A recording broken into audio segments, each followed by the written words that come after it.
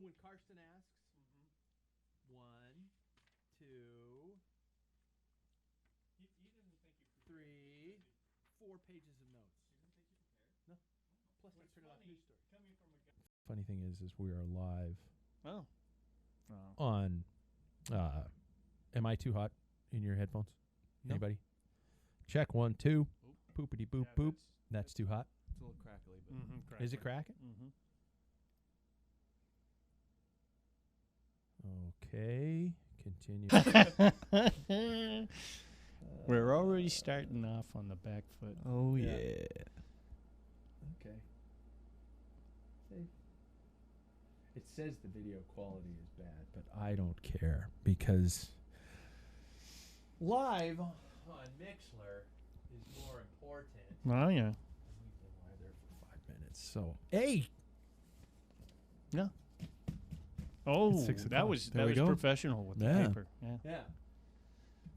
Umi Sushi is where Karsten was taking the person we shall never mention. Yeah. Umi Sushi, where is that? It's a Kendall Yards. Oh. Right next to... Oh, okay. I know what you're talking about. Hey, guys. Mm-hmm. We're recording. Oh. No! Why didn't that work? Oh, no. Jesus. Hey, guys. Yeah? We're recording. Oh. Go. That's really hot. And that was really loud. I'm going to have a sip first. Oh, that's a good idea. I like that idea.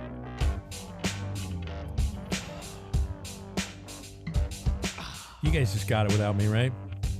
Yeah. Totally. Welcome to the Packfiller. I'm Pat Bulger, and for the last about 8 minutes, I've been running around like a chicken with my head cut off. Is that a reference that anybody gets anymore? No. Nobody cuts heads off a chicken anymore? Oh, I did it once, but that's another Did you story. really? Oh, wow. It was a goose. Oh, okay. Oh, well. It's a different story then. Yeah, it was. It was Fucker really deserved awful. it. Yeah. I guess we can call this the official first show of the new decade.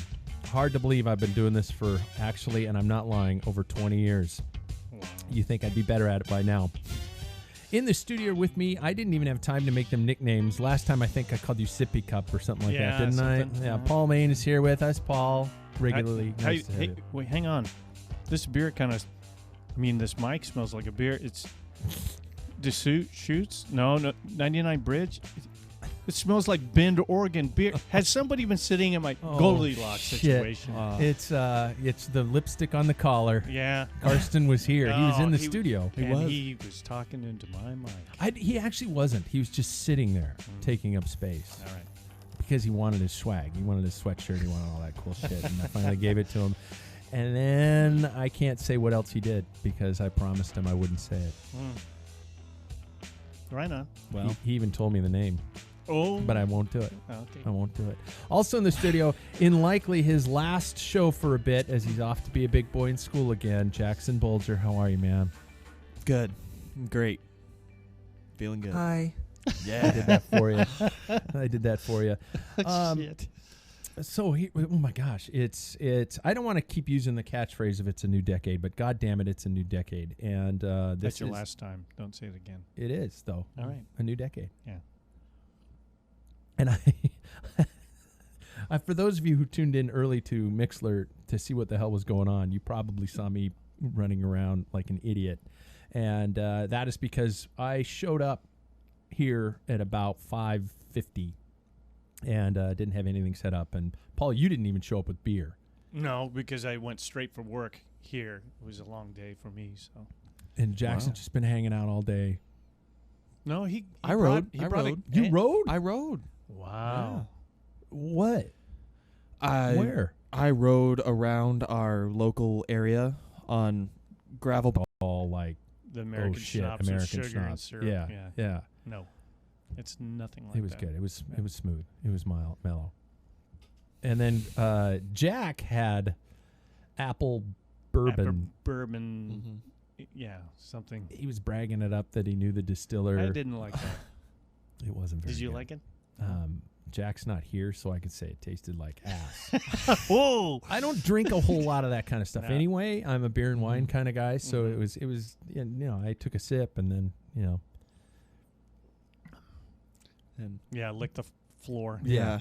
I'm not going to incriminate Jackson and say that he had a little nip or anything No, like that, no, but I wouldn't do that. No, It's bad. Yeah, It no. smelt terrible. Yeah. Yeah, exactly. What did the German schnapps smell like? Smell?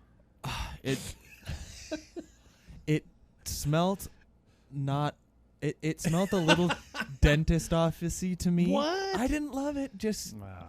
I didn't love the smell. Dentist office-y. Wait until you get older, and then Because your dentist is a drunk. Yeah. What's his name? Bull Carter? Yeah. Open up. I'm going to check out. those- Open up, seafood. Open up, sea moot.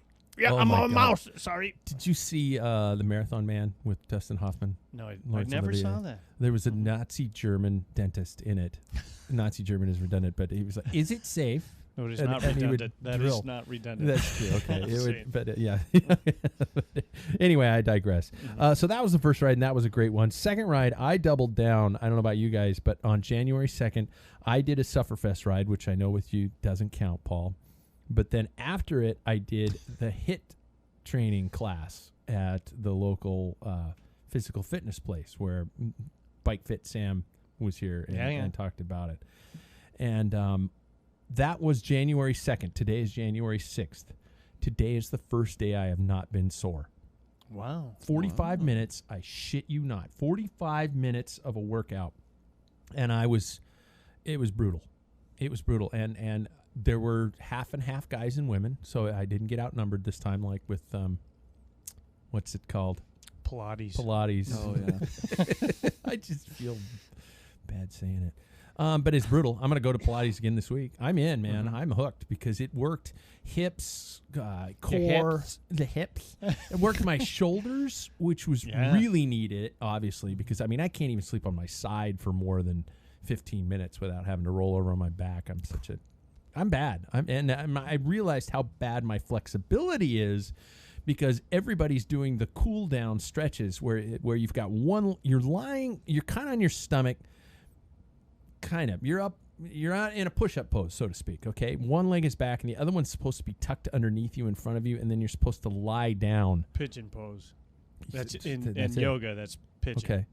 I Dude, you almost knocked the glass over. And the cameras are rolling. They are Jesus. rolling. Yeah, exactly. I forgot to say we're on Mixlr and YouTube, but fuck it. Pigeon pose, is that what it was called? Yeah, well, you got this leg back. Yeah. And you have this one in front. Tucked and you in lean underneath. Forward. Yeah. And it's all in your hips. You feel it in your hips. You're supposed to just drop your... I didn't get that far. I fell over. You just kept Twice. going to the side. No, kind of rolled to the side. That's Yeah. what I'm saying. I was like, yeah. And I was looking at the other people in the room, and my wife, who's next to me, was the first to start laughing at me, and so she laughs loudly. And the whole class just goes, whoop, and they all start looking at me. I'm just looking at them, going, "What's wrong with you people?" As I fall over, like 2 or 3 times, I couldn't do it, and she just looks to the instructor. My wife does. He has a flexibility problem. And I don't know what that says about our intimacy, but Nope. yeah, Jackson's like, La la la. damn, I need to. I I don't should care be that out you're on the from road. Ohio. Quit saying hello from Ohio and all that bullshit. And then I just quit, and I yell at Zwift, and I go drink beer and watch the football game, which was my my last ride, my 5th ride, but I don't count that. But that was great. And then the last ride on the 4th was the 3 of us actually getting out in the high winds and we had 47 degrees here. That's Fahrenheit. Yeah. And God, it was nice. It was So super we were nice. thwarted by the snow on the road, on the trail. Yeah. Yeah, because you had a longer route planned. Mm-hmm. And A little more climbing. we got home, and I was actually saying to Jackson, I was like, kind of glad the road was snowed out. Well, like that's the longest ride I've done. I've done since I went back to school. Uh-huh. So it was. I came back and I was just ugh.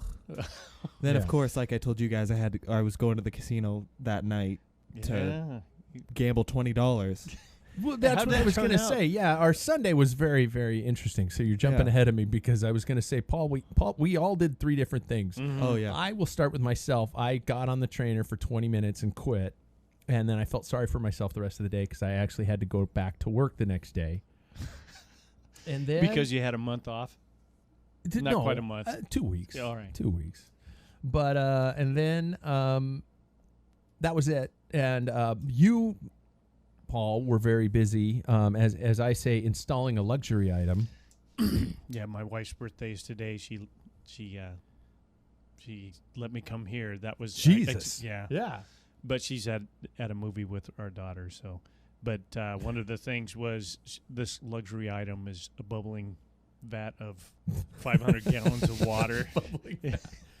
So at 104 to 5 degrees, So being an electrician, that was the part that was neglected. Everything is in place except I procrastinated because I do that for 40 plus hours a week, and then it's like, oh shit, I got to get this thing hooked up because I told her I'd have it by the 6th And of it's in? January.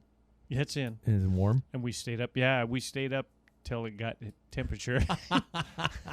And it was 100 degrees. It wasn't quite that warm, but That's not bad, though. yeah.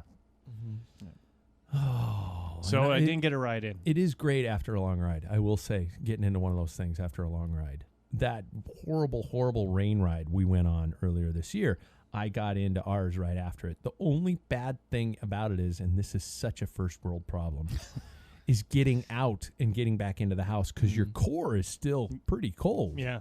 And I sat in ours for probably 20 minutes, and it was nice. But man, getting back upstairs and getting, I just basically went to bed, at 2:00 in the afternoon. But it was, they're nice. The two other guys, Matt Yeah. and Nigel, that rode with us on that dreadful day, Yeah. they both, I know what you're gonna say. yeah, they went up for a ride. Well, Matt went and hopped on Zwift, God. and Nigel went off the bluff. And I'm like, are you kidding me? I was like in fetal was position. I was freezed. Yeah, Yeah. I was done. The- So Better to man finish, than I. yeah, better man. Yeah. than- And Dang it. that's why I'm Maybe microdosing. that's why they kick our ass. That's why I'm microdosing. Yeah. Jackson, Microdosing. and Jackson, you were sinning on native land. My boy's grown up. He went out to the casino. For those of you that know me, I rarely I've been to the casino once, and that was also probably had the same exact result as this time. I went out with my girlfriend's family and I, and we went out there, and both my girlfriend and I, we only took out $20, and I was like, it was gone immediately. Yeah. She was able to play for quite a few, like for 2 hours with $20, which was Slots? pretty. What are you guys doing? It was like the roulette table. roulette. Yeah, The one I with the wouldn't worst even know odds. what to do. I Yeah. wouldn't even know what to Oh. do, though. Yeah. it was like that electronic roulette. So it's Oh, like, yeah. yeah. But then one of her brothers actually, one of her brothers gave another brother $5, and he's like, "Hey, this is all I've got left. Like, go try it on a slot machine." And so he tries it, and he comes back, and he wins $124 oh, shit. on it, and then he gambled it all away. No. Oh, yeah, that's what- Yeah. See, I would have totally. First of all, $20 is like a bag of scratch Yeah. Mhm. recovery, or it's a couple of tubes. tubes. Yeah. Yeah. You just pissed it away. I've taught you nothing. All in good time, all in good fun. Lesson learned. So that was that. And I do have other things that I want to get into. I want to ask Jackson if he wants to review any of his Christmas presents. I want to ask, any of those, an update on the Spring Classics trip. But there is a box where Jack Broadhead usually sits. And for those of you who've been paying attention to the January 1st, is usually when all the pros switch their profile pictures over to their new kits and things like that. And our friends at Panache, who I'm saying are friends because they were really accommodating, they'd offered me 0 discount, and that's fine. They're in it to do a business. I didn't ask them about a discount, and I don't expect one, so I shouldn't have even said that. I wish I could edit, but I don't. Those guys have been really cool over at Panache, and it was, helped us with design and all that kind of stuff. And we placed our order at the beginning of December, and there's a box in front of us. Mm-hmm. The new kits are here, and I don't know. People, this is an audio podcast, and people aren't going to get a shit unless they're on YouTube. Unless they're on the YouTube. Very true. The YouTubes, boy, how old am I? They still might not give a shit. Yeah, but I don't care. I want to see the kits. Bust them out, man. The new kits are here. Oh, this must be yours. It says Simply Huge size.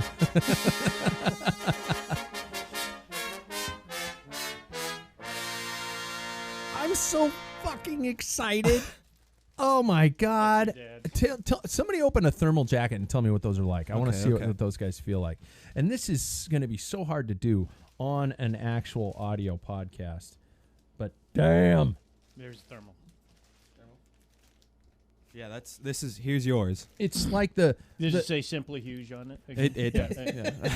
Huge. Huge. They're huge. Simply huge. Oh, no. Oh, okay. Oh, God, I think that jacket's going to be too big. Dude, these are like see-through. Ooh. I can honestly see you me? guys, even though I didn't see my mic when I just bumped And that's into through it. the pockets. Yeah. That's going to be nice and Ooh, airy. it's got some stretch to it, which is The thermal? very good. Oh, see, I don't want stretch in my thermal because I bought a big one for Huge Boy. Okay, this is the one item I was really worried about trying on. And so I'm wearing a thin sweater. Best time to wear a thin sweater. It's not going to be a fat man in a little coat. Fat man, I have to try it on, though, because I'm worried because my jacket's... Oh, this is nice.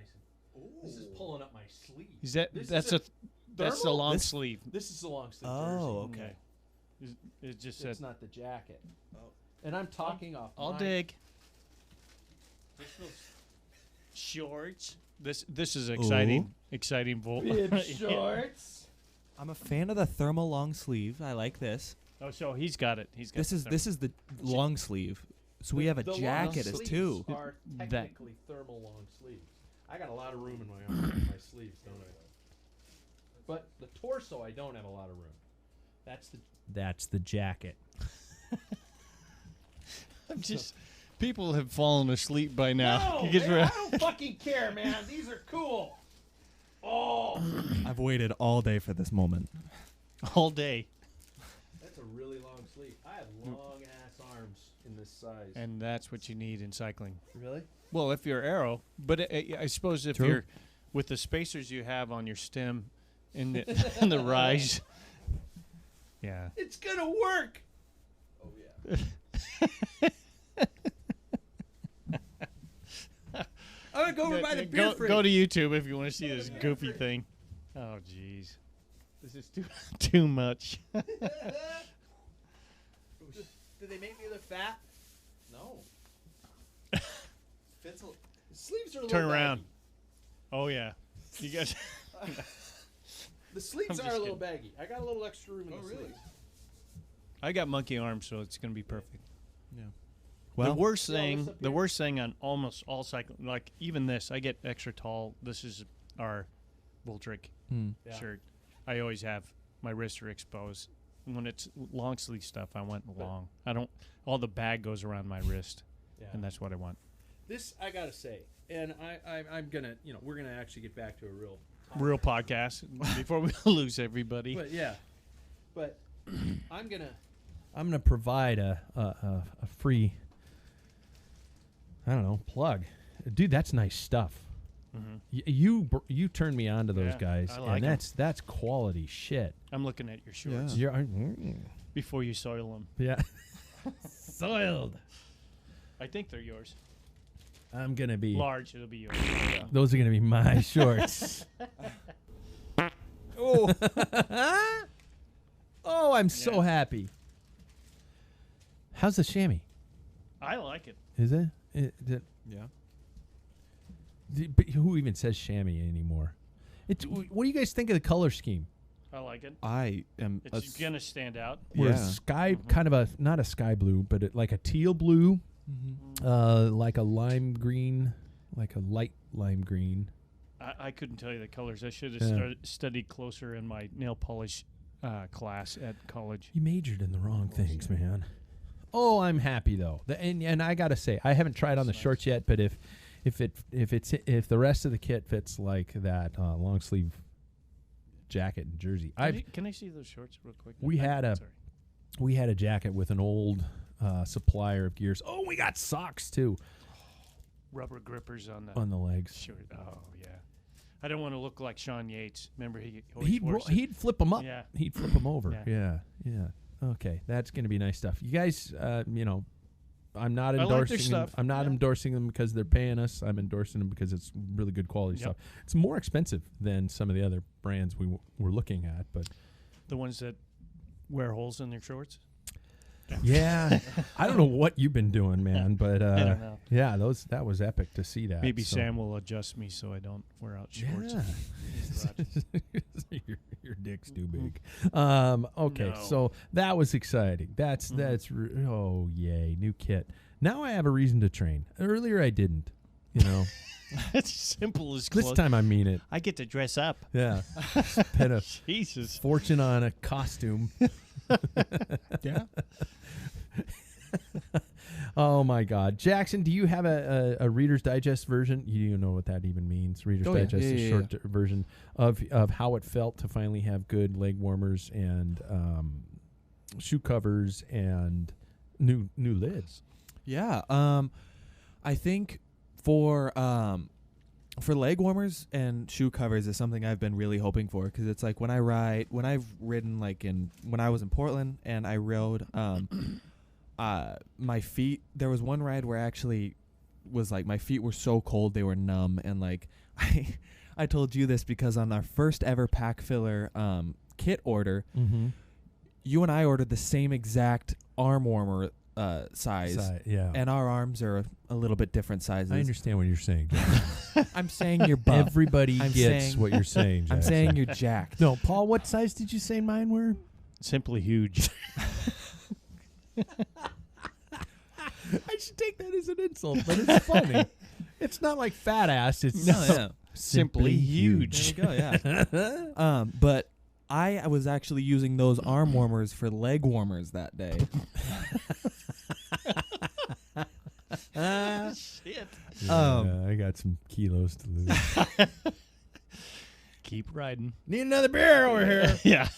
Anyways, though, the leg warmers and the shoe covers change the game. I can go out on days like today when I looked down at my computer and I saw 37 at one point, and like I was not cold. Yeah. And the new helmet, oh my God, it fits. I have one of the biggest heads in the world, and I know that. Like when I was a baby, I know that I would crawl around and just drag it. You were like a bobblehead when you were Yeah. born. So getting I got a little story to back that up. So your dad used to have this race up the mountains in Spokane. There was either you could run the whole thing from downtown Spokane to the top of Mount This is Spokane. a running race. Yeah. Running race. And I don't run, but my wife did, and you invited us, and it always happened to be around your birthday. yeah. And so we're riding with the guy who wrote the rules. Yeah. And you've got a blue helmet and different colored everything. Yeah, it Yeah, was. that I didn't had go a down good. I had a black and green jersey on, an orange bike, and a blue Mhm. helmet, and I got shit for it. Mhm. So I wanted a white helmet, and my wife bought me a white helmet. So thank you, honey. I'm just glad none of these were purple. Purple. Because our big helmets make us look like, Mm-hmm. you know. Yeah. at least we're circumcised. Yep. So now that the kits are out, any predictions on how many people are actually going to represent our club this year? Well, for sure 3. Yeah. Yeah, Maybe 4. Yeah. think it'll work. Mm-hmm. I'm scared. I don't know. I think he who is listening is. Yeah, he is. Okay. Yeah, he'll be riding, and I think he'll be out Go there. ahead, because I want to drink. I think Roger will ride. Hey, Raj. Thank you. Hey, Raj, thanks. But I think some of the others are going to be hard to figure out if they're truly members of the team. And things like that. Well, one of them was on the front porch on our ride on Saturday, waving with Really? his dog. Oh yeah, Yeah. Keith. yeah, Keith. Yeah. Keith. He's kind of the unknown Arrive rider because a lot of people I don't think know that who he is. And we All I haven't had know, him on a he show once or was a anything. cat too, and he Yeah. drinks good quality St. Bernardus beer. So he's in. Yeah, So he's in. There we go. he doesn't have to hit the pavement. Yeah. Right there, he's quality. Okay, gentlemen, are we ready to continue on and get this shit on the All right. road? Yep. All right, let's start with in the news. I have 3 news stories to start here. And I hit the fucking wrong button. 20 years of broadcasting experience, everybody. New law says Washington drivers must give cyclists 3 feet or more if they are passing. I know there are people all over the world going, well, duh, but this is big shit for us, okay? Here we go. As of January 1st, 2020, Washington drivers must give cyclists and pedestrians 3 feet of space or more if passing on the road. Lawmakers approved, apparently, those new rules in May, but they became official as of the first of the year. Previously, drivers were told to pass at a, quote, safe distance, end quote. New rules clarify what that means for drivers. So before I get your commentary on it, I'm going to tell you what this rule means. If there are 2 or more lanes, drivers must move out of the right lane to pass a cyclist. That means a full lane allowance. If there is only 1 lane in each direction, drivers must slow down and give the cyclist at least 3 feet of space. And the last rule is if there is 1 lane in each direction but not enough room to pass, the driver must move into oncoming traffic when safe to do so. I first of all want to ask, what do you guys think of this? And I second of all want to ask, is this going to make any difference at all? I think, in all honesty, I think it won't really do too much at the moment just because I don't know if a lot of people even know about it, It's also something that, like, and I know I'd bring it up all the time, but, like, it's being, like, someone who's from Portland or whose rides in Oregon, I like, the 3 feet is very, very common. And you and I witnessed that when we did our ride in Portland. They are. The drivers are, and I don't mean to use the word trained, but they are aware of that. Maybe because there's more, I don't know. Can you ride 2 abreast in Oh, Oregon? I would imagine quite easily, yeah. Like, the space they were giving us when we were there was definitely you could do 2 abreast. And I've become almost, like, accustomed to it because, like, sometimes when I come here, and I'm not saying that at any point our driver is dangerous here, but it's a little different, They are dangerous here. You can say that. Okay, yeah. They're assholes here. Sometimes I have witnessed that, but I think, I don't know. I don't know how to get it out and about to everyone so they can really, like, get it ingrained into their minds. Because right now, if I wasn't here to hear that, I don't know if I would have even known. I already do give the 3 feet, but it's like I don't know if I would have known if I wasn't here. So, Paul? Well, the cycling world in state of Washington's all aware of this because it's, like, viral for us. Unfortunately, the drivers they're not getting this message. So I did see it on our local news last night. Was it? That's oh, good. Wow. Yeah. Here's the deal. I think, talking to my wife who's not a rider, she says, I have no problems I don't want to hurt anybody, that type of thing.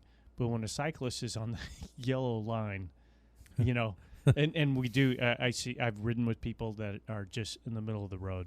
The state of Washington, each state is different. The state of Washington is far to the right of the road, the road, you feel safe, which is ambiguous. But, it could be glass or whatever. And then they should have that 3 feet. So on the token of cyclists out there, in the state of Washington, abide by that rule. Don't hang out. And I've been guilty myself, but, try and stay as far to the right. But I don't know if the average drivers are going to ever I you know, they're not going to know until they get pulled over, and the idea of that, no cop's going to pull them over. I just don't see it for a while, but it is a beginning. I think it's a good rule. I don't poo-poo it by any means. Yeah. And I think cyclists need to stay to the right, and hopefully drivers will start abiding by that rule by 3 feet. There's a good viral video on Facebook. I can't remember. It might have been Justin or somebody who posted these Columbia bus drivers. That was me. Oh, that was you. That was Packfiller Productions. Thank you. Yeah, I mean, you know, these guys are on trainers with facing straight ahead, and they had a bus buzz them. Scared the shit out of them. Yeah. Yeah. They were like, phew. So I think that I put this out there on our social media, and I asked do you think it's going to make a difference? 99% of the people said, fuck no. But I also think we also started to think in the terms of this is going to be a slow process. At least it's on the books. Exactly. Roger. Oh, gosh. You says, drank that out of the can. I did. Point. Oh. Roger said, damn it, I said it again. That I'm going to get drunk. Yeah, that he rides with the front and rear facing video cameras that run, which is loop. a good thing.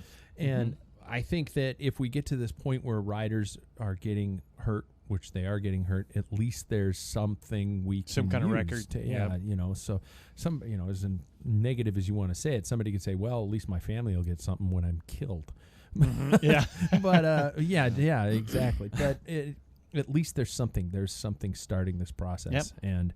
And who knows, maybe a cop will be low on quota tickets and he'll just go out and start following cyclists and make sure they're passed. Now wait, we want them on our side, so let's not. Well, I wasn't saying anything bad about cops. They got a quota to fill, man. So why not bust people for, you know, getting too close to bike racers? Sure. Yeah. God, no, they should be fucking doing it. And now I am being mean to cops. Now, they should be fucking doing it for people with cell phones, but that is. And they are, because that's a big ticket. Is it? Oh yeah. No, good. News story number 2. Chris Froome downplays concerns about his recovery. I don't know if you guys heard this. 4-time Tour de France winner. His road back to competition remains uncertain, and no date has been set for his first race of 2020. He shot back at reports recently that his recovery from his injury was not going as planned. I don't know if you guys heard he was at a training camp and then left leave early. and had to leave early. He said, I think via Twitter, hope I can set this straight. I'm quoting him directly. I was last at a training camp at the beginning of December. My recovery is going well, and I will be heading to my next training camp on Thursday. Onward. The 4-time Tour winner, he raised alarm bells about his racing future. People are concerned if there is something going on with his injuries, if they are truly recovered or not. And some are saying that's it. This is, because he hasn't raced since crashing out of the Dauphiné. Is this the end of Chris Froome, or as Brailsford said, we should never write that man off? Paul, you get to go first on this one. Never write him off, but I'll stick to my claim back September 2 years ago, my first time on Packfiller, that Chris Froome would not win another Tour de France. I don't heard it here first. Well, the way that Ineos has it lined up for this next year, so they have Bernal and Garrett Thomas and him. The 3-prong. I think that's an indication to me that they don't believe in him. That's just my take on it. Stacking the deck just in case. Just in case. And I think they want to give him a fair chance because he certainly has given them a lot. Yeah. I mean, the rumors that we hear back on the extent of his injuries, it's like, God, if he comes back, that's amazing. Yeah. 34 years old, Jesus. I just don't. You think that's it? I think so. I could be wrong, and I'll land on my sword, but yeah, I would never put any money on that guy. I think he's the greatest Grand Tour rider in the last decade. Maybe, in the last decade, without a doubt. But yeah, I tend to agree. I think I think he's done a lot.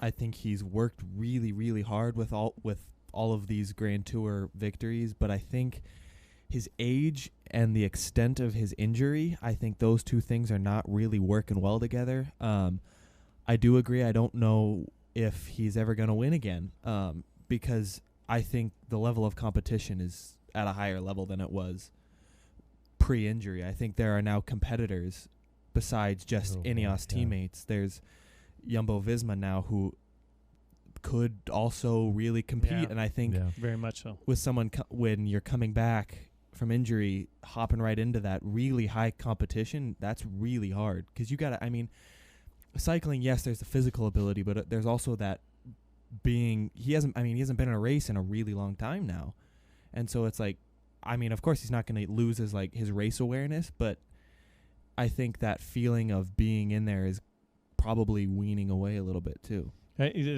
That's a good point because we don't even know what races they haven't even put out his schedule yet, so we don't know what he's going to do. What are you going to prepare for the Tour? I mean, you can train all you want. You know, there's maybe the Dauphiné, and I don't know. Yeah. Where he got crashed. Yeah, let's put your back in that one. Yeah. PTS. Run spoke wheel, no disc wheels, no aero bikes on your training ride, your recon. You're doing it Merc style, pal. Shit. Yeah. What do you think? It makes me, I guess, I don't know. I don't know why it makes me sad, but it just seems like I didn't think about it until you just described it, Paul, as perhaps this is the changing of the guard. Mm-hmm. And I think if that crash wouldn't have happened, hell yes, I'd put my money back on him again. I think he'd be there again. I hope he proves me wrong, but I agree. I think might be close to it. So only time will tell, right? Yep. Yeah. There's another story I wanted to get to, but we're already 41 minutes into this show. Shit. So I did want to mention just a blurb of it, the fact that the World Tour races are still scheduled despite the raging fires in Australia. And the Santos Tour Down Under and the Cadel Evans Great Ocean Road Race both confirmed to Velo News that both those races are still continuing on. And not to be cheesy, not to be stupid, not to be, jumping on a bandwagon, but that's a gigantic heartbreaker what's going on in Australia, and my heart goes out to everybody involved. And if you've got extra coin or change or something like that to donate to those people, I think that's something to help. Mm-hmm. Lachlan Morton was just posting on the other day that he will go and meet and ride with any club in Australia that donates at least $500 to the fires there. So I think that deserves mentioning. I don't know where I was going to go with that, but I thought that was a story that definitely deserved to be mentioned. But it took me away from the most perfect segue that Jackson had provided when we were talking about Chris Froome and age. My topic today is OK Boomers versus snowflakes in the world of cycling. Snowflakes? Well, isn't that the OK Boomer, and then the precious young kids are the snowflake, precious little angel snowflakes, right? All right. So we have a wonderful age separation in our studio right now, and I'm saying all three of us, of course. Mm-hmm. I know that everybody has their opinion on the old specific generations, but I'd like to start this out with just getting straight to the matter. Jackson, in your opinion, is your generation too soft for cycling? No, I don't think so. I think I'm just talking numbers are down. Yeah, no, I don't know if it's that we're too soft. I think it's just that, and I mean, I've noticed this throughout my entire generation, it's like, I don't know. I think it's a tough question, but I also think numbers are down in specific areas. Yeah. And I think that comes with attitudes. I think we're seeing, like, especially recently, that like there are some different attitude shifts within the different disciplines of cycling. I think, and the first Packfiller podcast I was ever on we were talking about the difficulties in road cycling.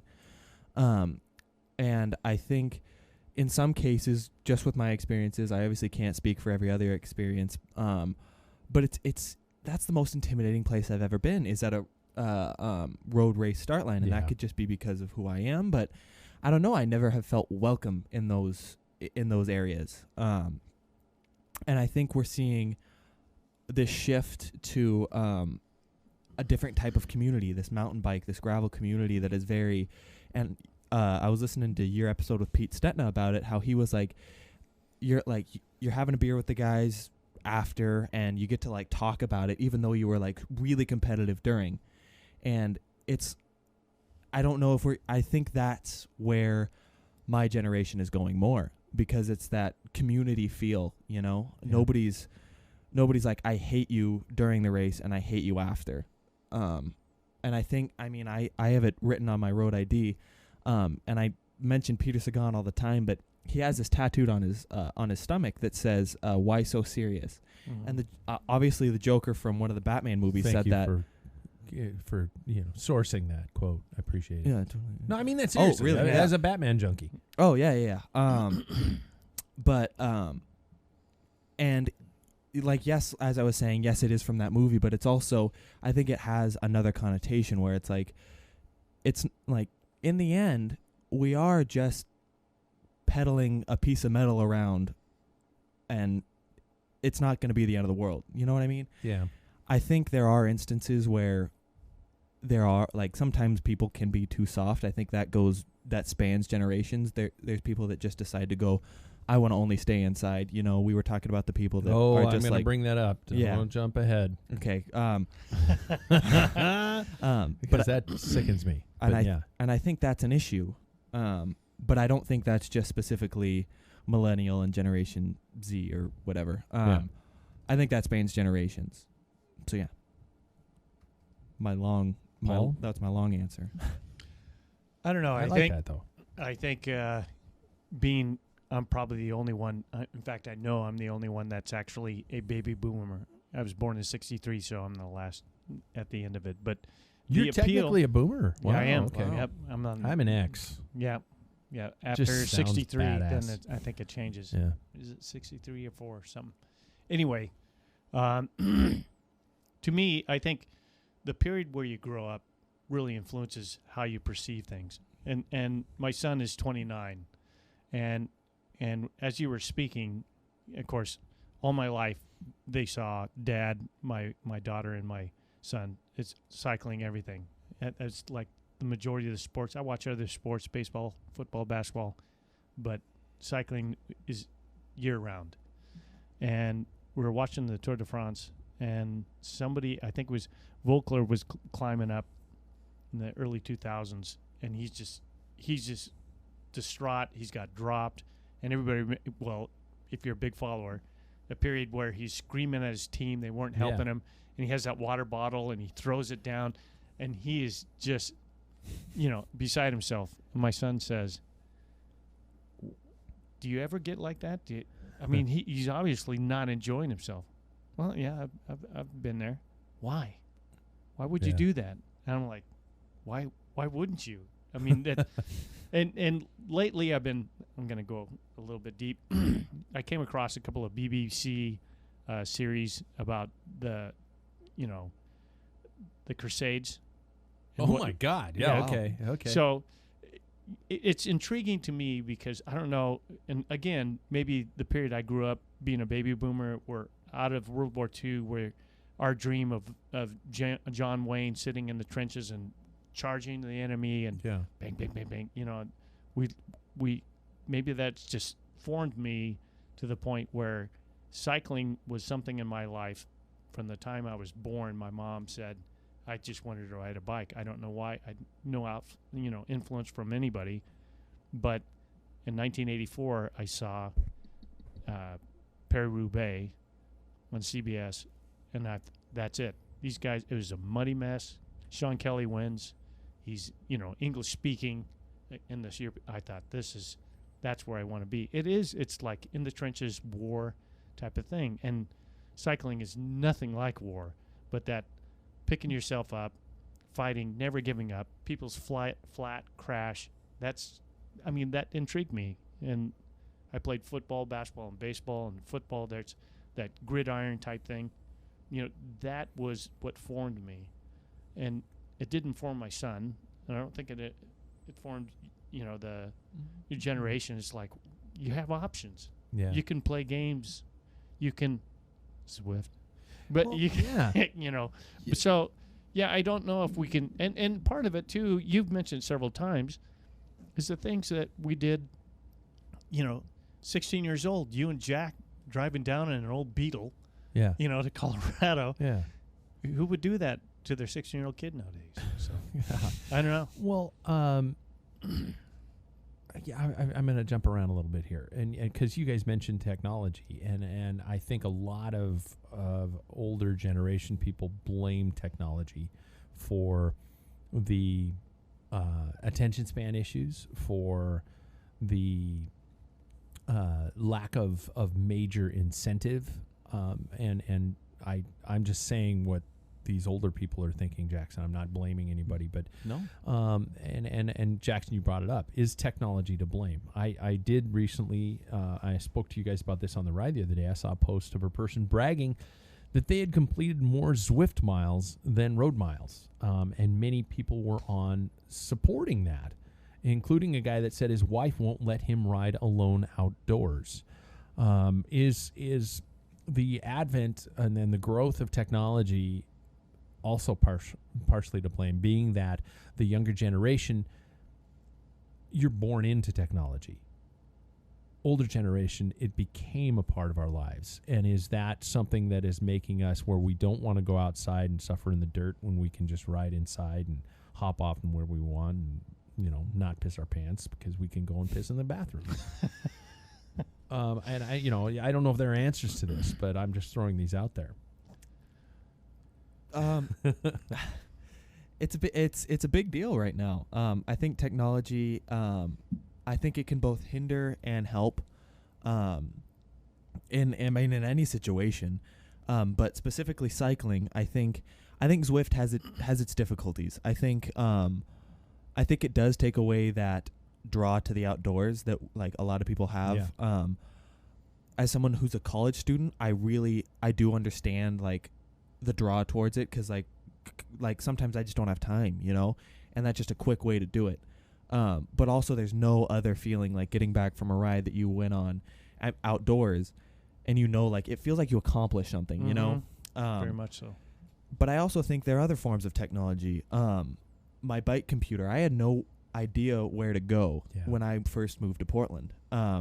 And now because of it opens so many doors to places that I never knew existed. Our phones help us do that kind of same thing.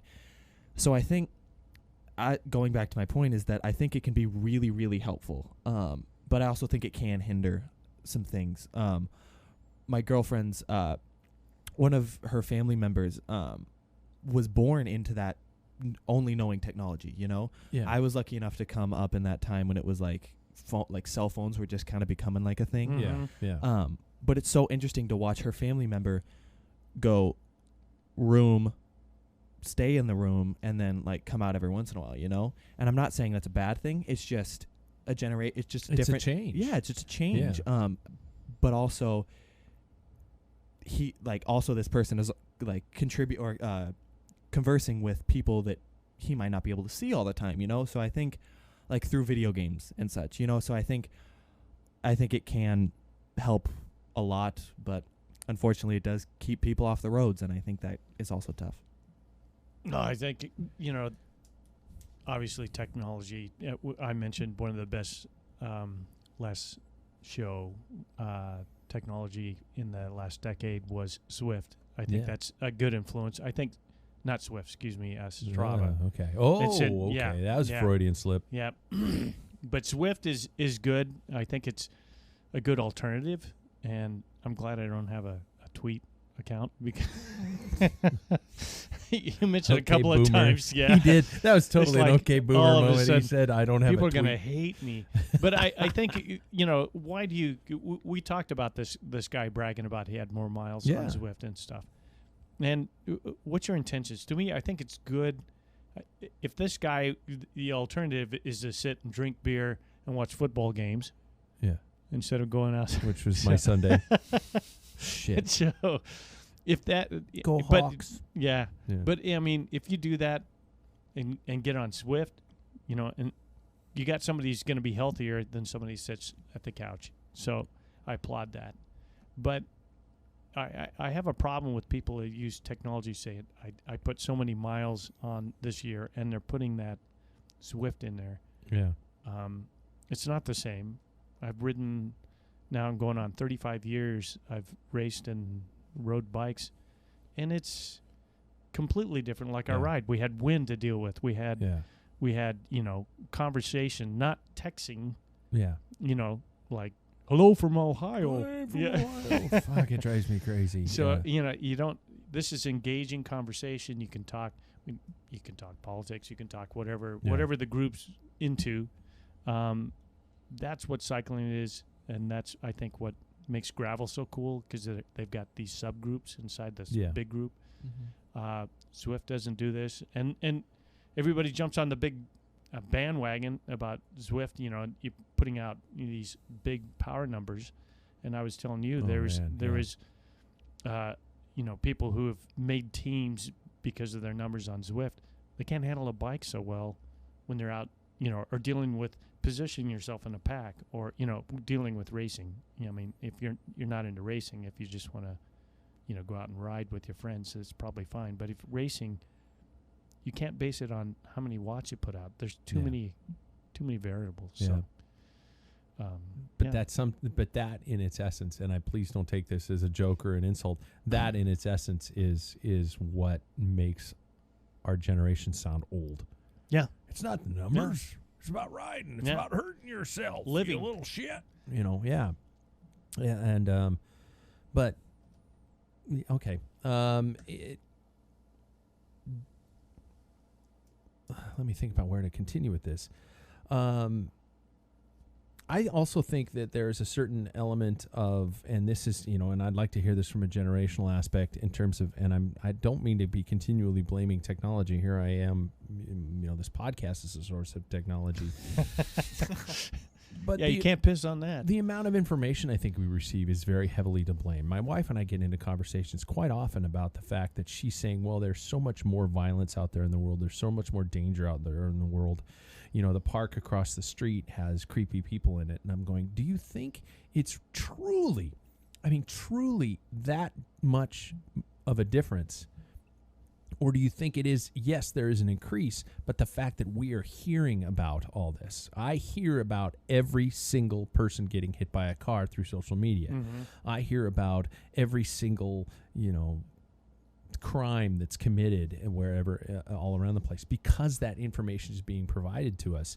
I honestly, I can't prove this, but I think in my heart of hearts that we are hearing about this more, so it is making us more of a paranoid culture. I used to leave my house, and I used to leave my house in the morning, and I couldn't come home till the street lights came on at night. Common. Yeah, and I would be gone all day, and my mom wouldn't have a freaking clue where I was. Yep. I remember talking, Jackson, to your mother about that, and she looked at me like I was on crack when I was like, well, Jackson could just go to the park for a while, can't he? And I'm sure a lot of listeners are going, what in the fuck is wrong with you, Pat? But... Or they could be saying, yeah, why couldn't he? Yeah. And we did. I would leave without a cell phone for a 4+ hour ride when I was a junior, and my parents had no clue where I was. I think the amount of information we're being given is making parents more paranoid, that they're then passing that on to their kids, and they're holding them back. Yep. And protecting them and being okay with you guys riding indoors or playing video games indoors because we know where you are. Yep. I don't know. I think I do think, obviously times have changed, like there's no denying that. I think we do see a lot more things now, I think we've become a little bit like desensitized, if that's the right way of saying it, to kind of like seeing and hearing about some specific things.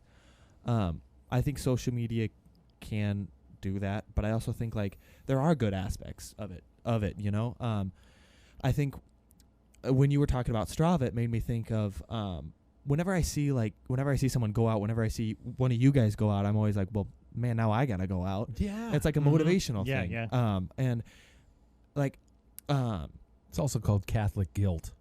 exactly. Yeah. Yeah. I'm not Catholic, I know, but I got the guilt. we Catholics are really good with it. Yeah. And I think social media can have a really great motivational thing, like sticking to this subject of cycling. I also think like the way that I, especially within the last year, that I really got into the whole cycling thing was through a platform, funny enough, that we're on right now, YouTube. Yeah. Mhm.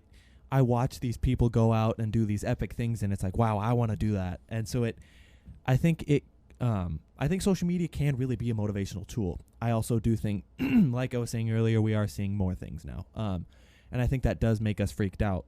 But things, like the world's not as bad as it is, as everybody thinks it is, I'll go back to the quote, why so serious about it all, Mhm. Not everybody's out there to kill you. Maybe that's our problem.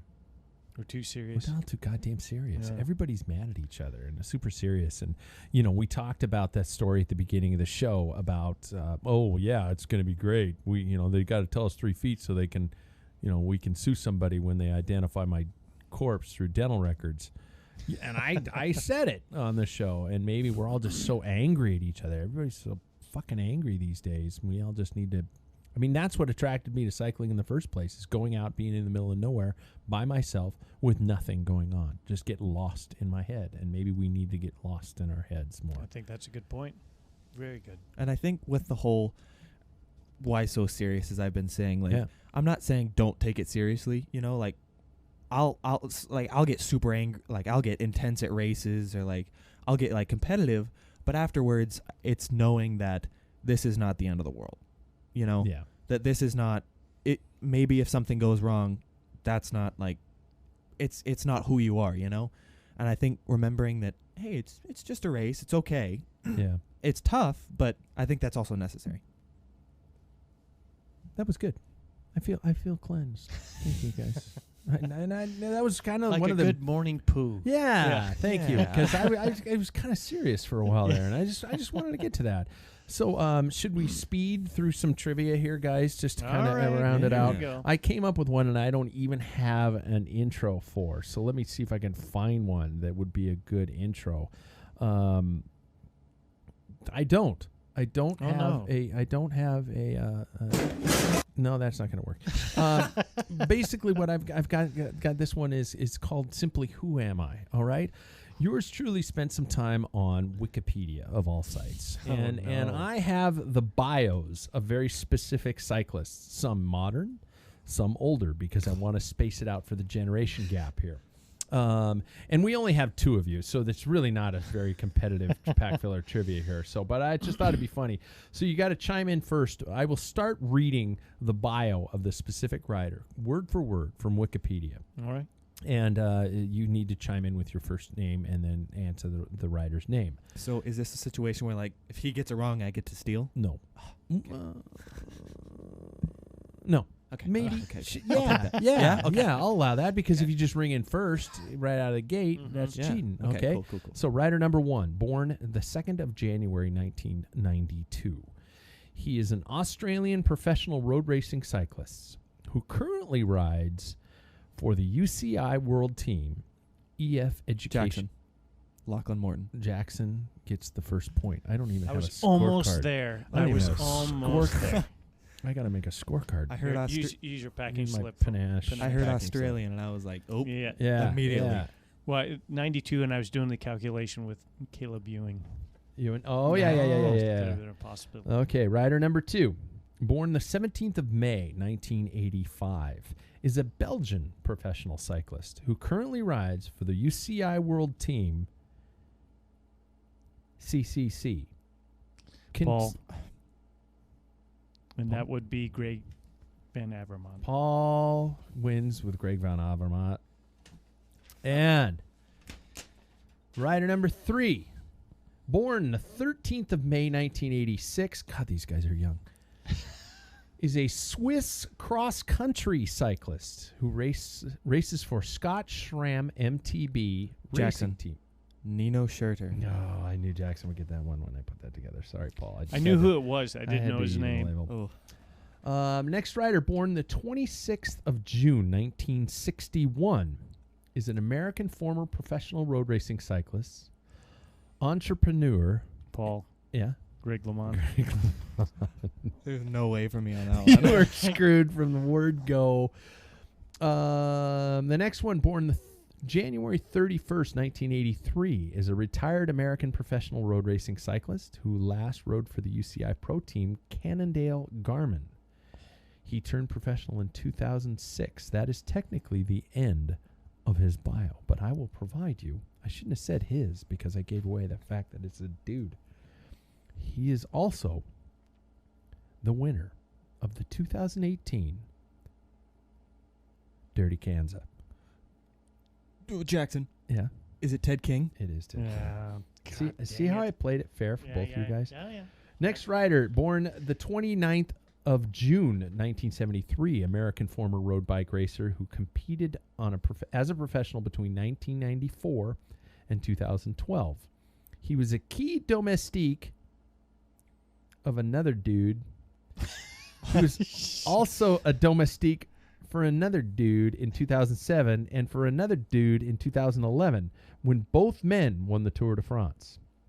He is currently the owner and general manager of the UCI Professional Continental Team, Arapahoe blank powered by BMC.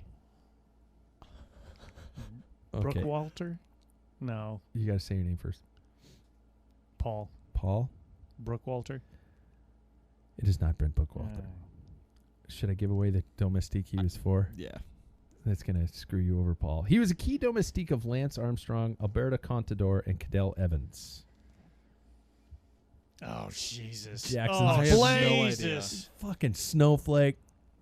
I George don't know. Hincapie. Yeah, jeez. I've got a couple left, and then we'll go to the final. We got to do the orange taste That was test. dumb on my part. Next cyclist, born 11th of August, 1980. And this is, and I am not lying, straight from Wikipedia. He is a middle-aged, retired English professional road racing cyclist from Christchurch, Dorset.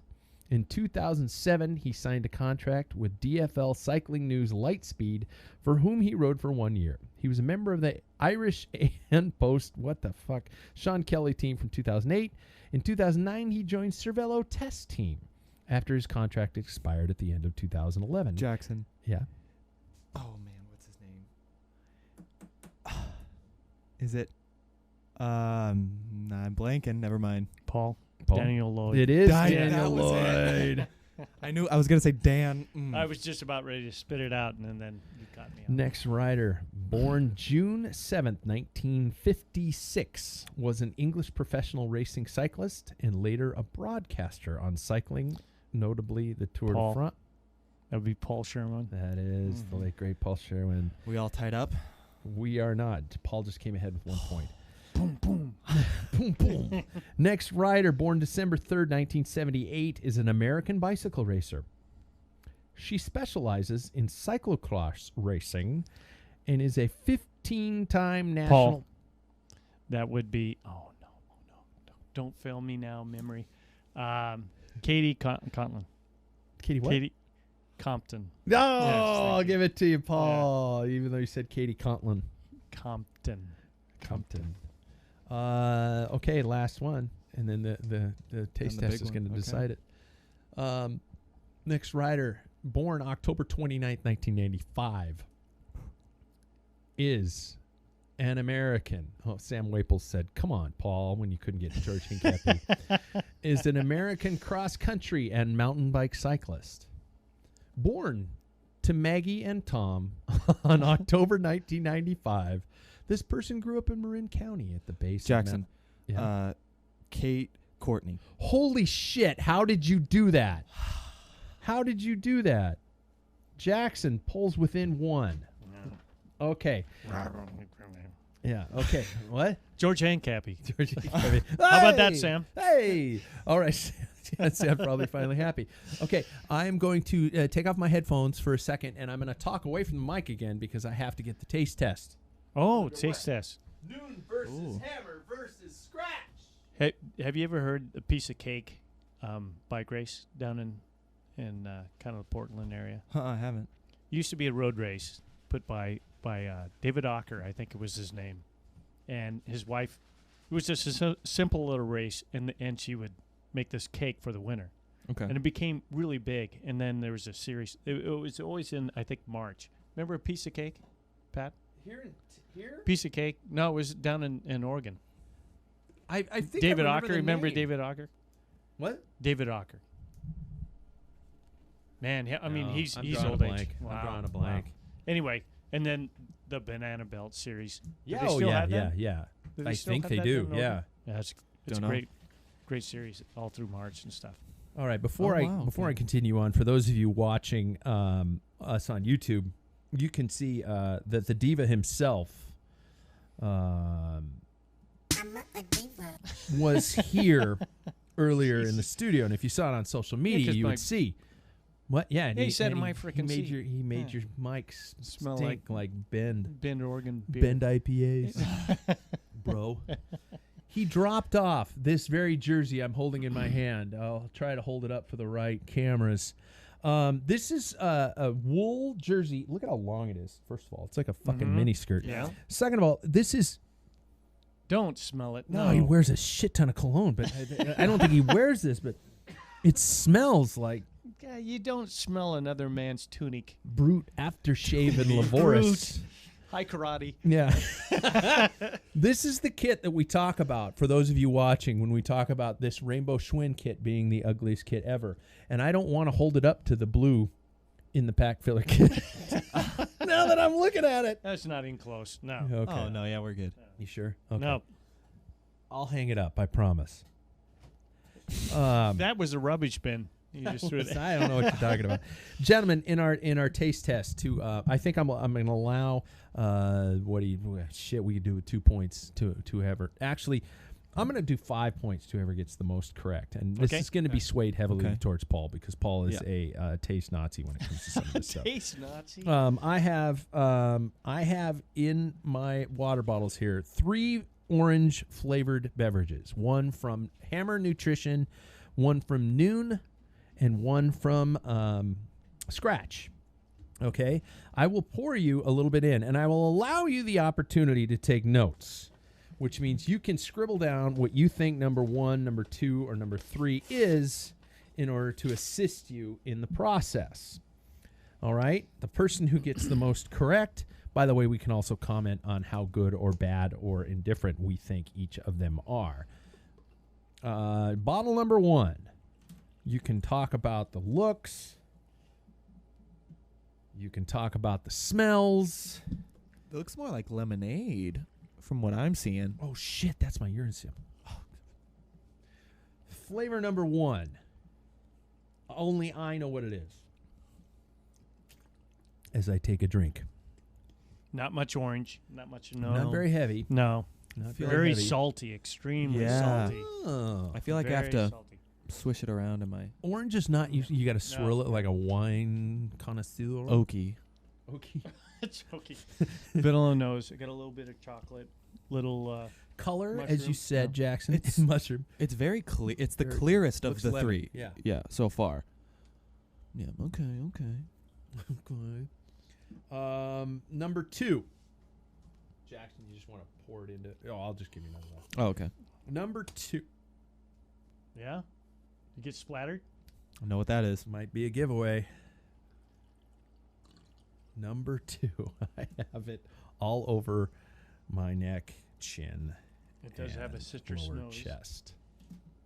I think I know what Number this one 2. is. In the orange challenge. Not much orange there either. I got a little more.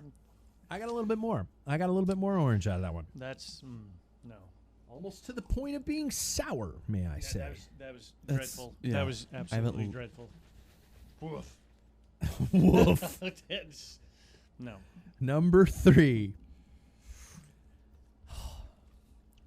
That one, the one that we just had was the saltiest Really? so far. Oh Number 3. no! This. Oh God. Oh God! This is dreadful. That's like a This is creamsicle. worse. I know what that one is. Oh, Okay. So far,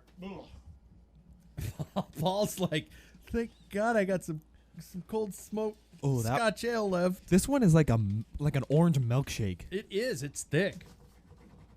It is very thick. Is pen not working? Here. I got it. All right. I think. What are we gonna do if we get a tie? I don't know. This one's really throwing me off. That doesn't even resemble this last one. Food, of any form. That was disgusting. The other one I did not like either. The first one is probably my favorite so far. First one. Yeah. You know what they are, right? I do. Okay. No, I'm just making this shit up. I'm just screwing with you guys. So we have Scratch, Noon, and Hammer. Is that it? Those are the 3 brands. Yes. I can't even see through this. It's really thick. It's not real. It's really thick. It's not real. Oh, I would give somebody $1 to drink. I gotta hold this up to whatever camera I have showing. I hope everything's still going, because that if you can see that through that camera, that's a mix of all 3. Oh, I don't even want to leave that on the bar. That'll stain the bar. I know. There's something toxic in that last one. All right. Should we just go through them individually? Yep. Jackson Bulger, flavor number 1 was orange, brought to you by blank. I think it was brought to you by Scratch. Flavor number 1 brought to you by Scratch. Paul Maine, flavor number 1 brought to you by Scratch. Jackson Bulger, flavor number 2 brought to you by Noon. Paul Maine. Noon. Jackson Bulger, flavor number 3. Hammer. Are we right? Both of you are exactly right. Exactly right. First was regular orange by Scratch. I have the pack product. Let me try another hit of that. I don't remember that. Oh, you want bottle number 1 again? Yeah. I gotta find it now. It was so salty after drinking beer, you know. Yeah. Here, But hand it to you. You know what? The Scratch Labs Sport Hydration Drink Mix with oranges, just these nice little packets that it comes with. Noon was the mango orange, actually, with Sport and caffeine. And that was the one that spit me in the face, hence it gave it away. Paul just spilt on the bar. There's towels back there. But not much, so Paul's okay. And the third one was actually, we got to cut Hammer a little bit of slack, because that was their Perpetuum, and that was an orange vanilla, like an endurance beverage. I would get a little. Okay. No, there's one right here, actually. I get a little vanilla, phony vanilla flavor. It was pretty. That was not. If I had You're that. not a fan? No. I guess, like when Peter Stetna, when you were interviewing him, and was talking about how deep he went. Yeah. And he was looking for anything for food. That type of thing. I suppose if somebody gave me that, I would put it down. But that was not.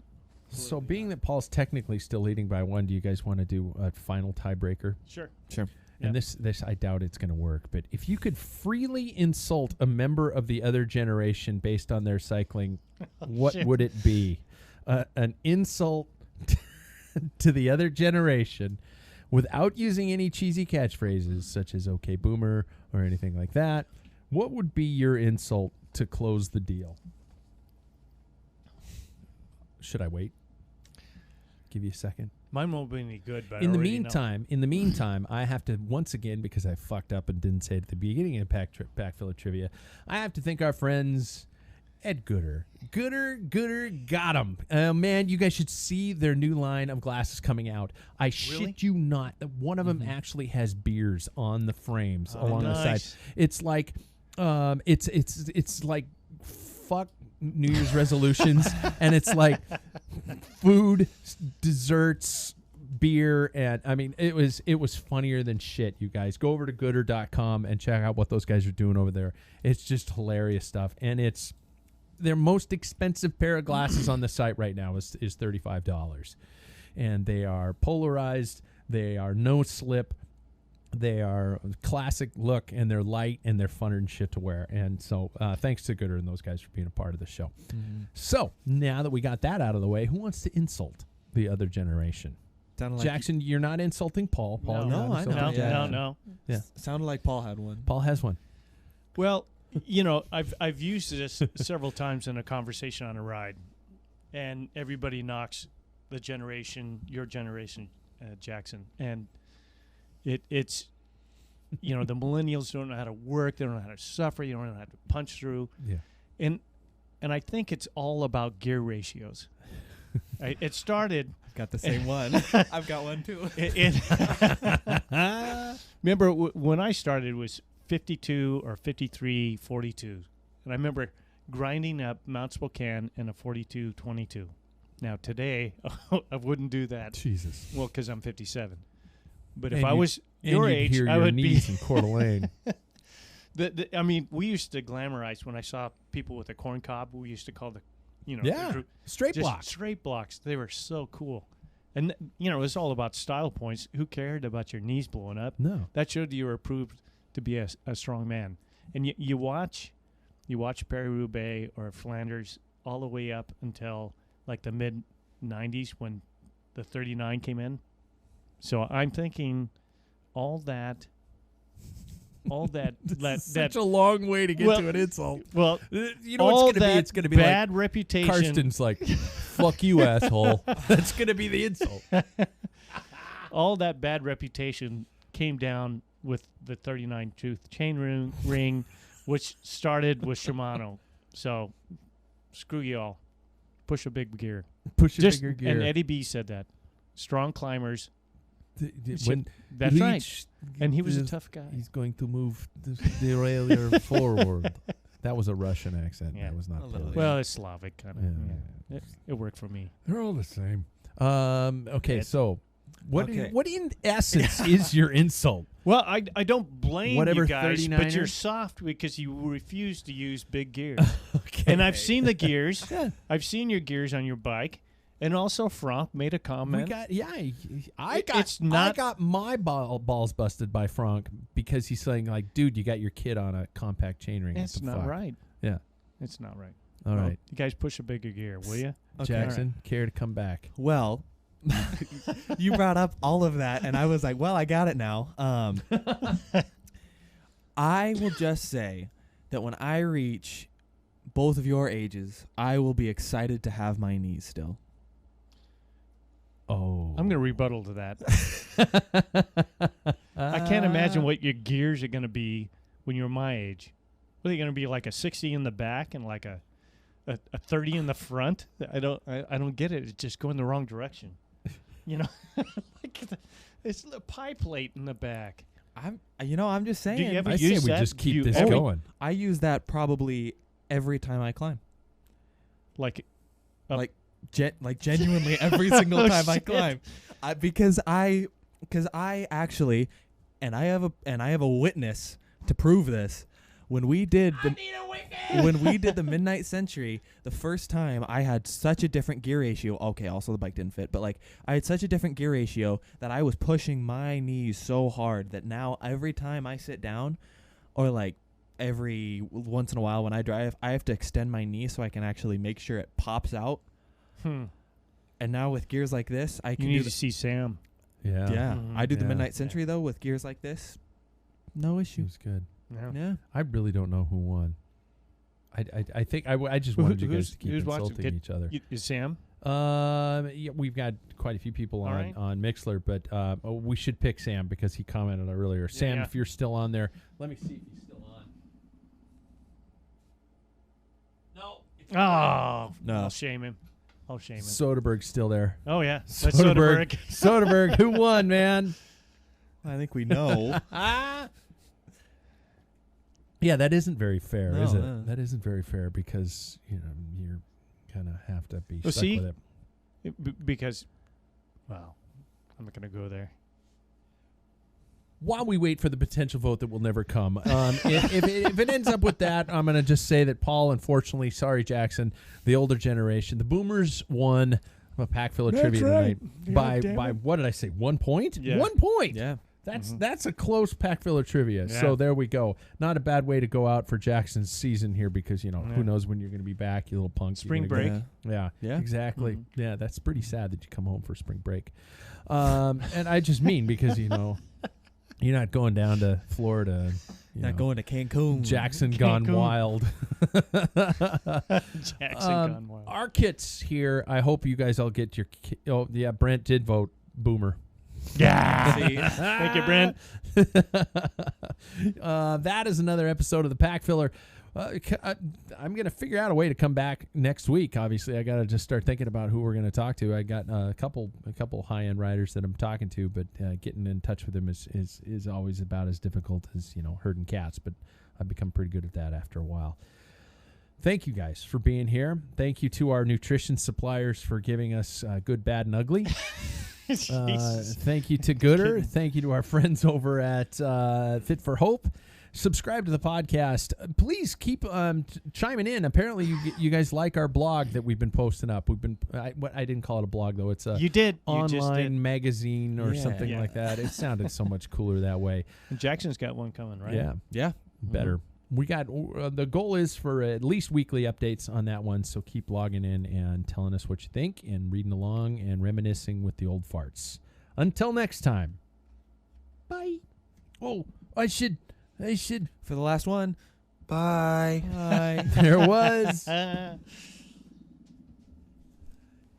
there. Dan Lloyd. I knew Dan Lloyd. I know George Hancappy. That's my wife's birthday. I better tail out. Soderbergh likes the kids. Cool. He's watching on. He must have been. I got to log in because I can't turn it off. The great thing is it keeps going.